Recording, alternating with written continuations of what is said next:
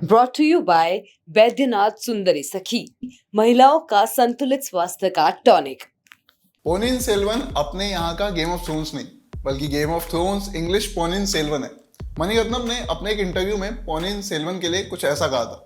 मैंने फिल्म देख ली है और अब उनकी ये बात बिल्कुल सही लगती है। ऐसा क्यों है, अब उस पर बात करेंगे। फिल्म खुलती है और हम मिलते हैं चोल साम्राज्य से। राजा सुंदर चोल के 3 बच्चे हैं, आदित्य करिकालन, कुंदवई और सबसे छोटा बेटा अरुण मौली वर्मन। इनके रोल निभाए हैं चिया विक्रम, त्रिशा कृष्णन और जयम रवि ने। चोल साम्राज्य प्रगति पर है, फुल विकास हो रहा है, प्रजा खुश है, लेकिन फिर कुछ लोग हैं जो अंदर ही अंदर षड्यंत्र रच रहे हैं कि कोई बाहरी लोग नहीं बल्कि चोल वंश के विश्वसनीय लोगों में से हैं। आदित्य को इसकी खबर लग जाती है किसी तरह से। ये सच है या नहीं और इसमें कौन कौन लोग शामिल हैं, यही पता करने के लिए वो अपनी दोस्त वंदी तेवन को एक सफर पर भेजता है। वंदी तेवन का रोल निभाया है कार्ति ने। वंदी तेवन के इसी सफर में हम बाकी किरदारों से मिलते हैं, उनकी मंशा, उनकी राजनीति से परिचित होते हैं। फिल्म क्रिटिक भारद्वाज रंगन ने मणिरत्नम पर एक बार कुछ लिखा था कि वो ऐसे फिल्म मेकर हैं जिन्हें कमर्शियल और बाकी फिल्मों के बीच की लाइन पर चलना आता है, वो भी भली भांति। मणिरत्नम फालतू के आडंबरों से आपका ध्यान PS1 की ओर नहीं खींचना चाहते। धम धम करता म्यूजिक नहीं चलता, गैर जरूरी रूप से किरदारों को लार्जर देन लाइफ नहीं बनाया जाता। राजा, महाराजा और रानियां ये आम इंसानों में हर समय भले ही नहीं घूमते, फिर भी अपनी जिम्मेदारियों, अपने पदों के बोझ के नीचे ये हैं तो इंसान ही। फिल्म की लिखाई उन्हें मानवीय स्तर पर ब्रेक करती है। बहुत सारी जो बड़े स्केल की फिल्में होती है ना, उनसे मेरी एक शिकायत रहती है कि ये म्यूजिक, ग्रैंड विजुअल्स की आड़ में अपनी राइटिंग का दोष छुपाने की कोशिश करती हैं। PS1 ऐसा बिल्कुल भी नहीं करती और ना ही उसकी ऐसी कोई मंशा है, क्योंकि यहाँ सबसे ज़रूरी एलिमेंट ही फिल्म की राइटिंग है।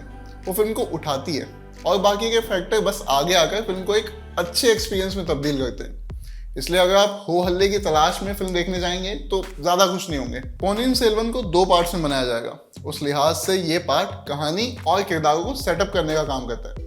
शुरुआत में कई सारे किरदार और राज्यों के नाम आने से कंफ्यूजन सी होती है थोड़ी सी, लेकिन सेकंड हाफ तक सब क्लियर हो जाता है कि कौन किसका क्या है और कौन क्या चाहता है। राजा यहाँ भले ही सिंहासन पर बैठे, लेकिन फिल्म उन्हें वहां तक पहुंचाने वाली रानियों को नहीं भूलती। यहाँ 2 किरदार उस लिहाज से खास थे। ऐश्वर्या राय की किरदार नंदिनी और त्रिशा की किरदार कुंदवई। नंदिनी एक बहुत सुंदर औरत है, बाकी दुनिया उसे ये बात याद दिलाए उससे पहले वो खुद इस बात से परिचित है। उसे अपने मतलब के लिए इस्तेमाल भी करती है, इस कदर कि वो चालबाज लगता है, फूहड़ या गंदा नहीं। इतने सारे पुरुष किरदारों के बीच नंदिनी मेरे लिए फिल्म में हाईलाइट थी। इसमें जितना क्रेडिट मणिरत्नम का है उतना ही ऐश्वर्या राय की परफॉर्मेंस का। फिल्म जिस नोट पे खत्म होती है उसके बाद मैं ये जानने के लिए एक्साइटेड हूँ कि नंदिनी आगे क्या करेगी या उसके किरदार का आगे क्या काम होगा। कुंदवई आदित्य और पोनिन सेल्वन अरुण मौली की बहन है।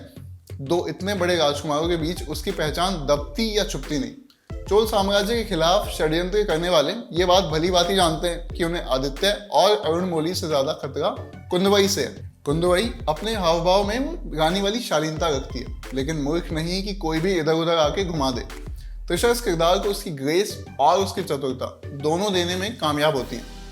राजनीति और रक्तपात के बीच फिल्म को ह्यूमर देने का काम किया है कार्ति के कैरेक्टर वंदी तेवन ने।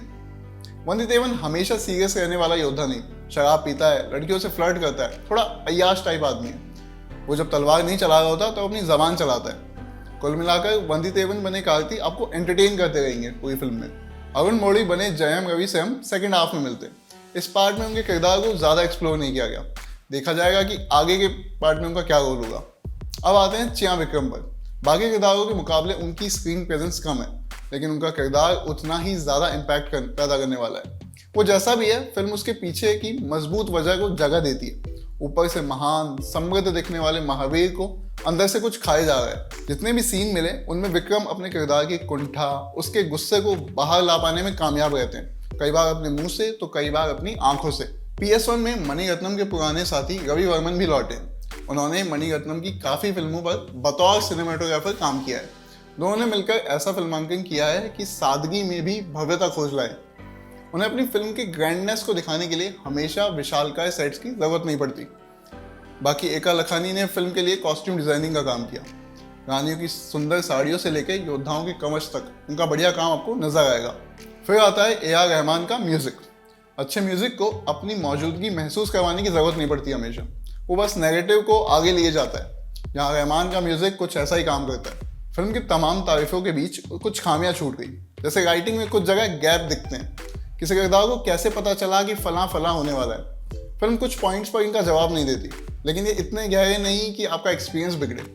बाकी PS1 अपनी कहानी की गरिमा को बरकरार रखते हुए बिना शोर मचाए जो दिखाना चाहती है वो दिखाने में पूरी तरह कामयाब साबित होती है।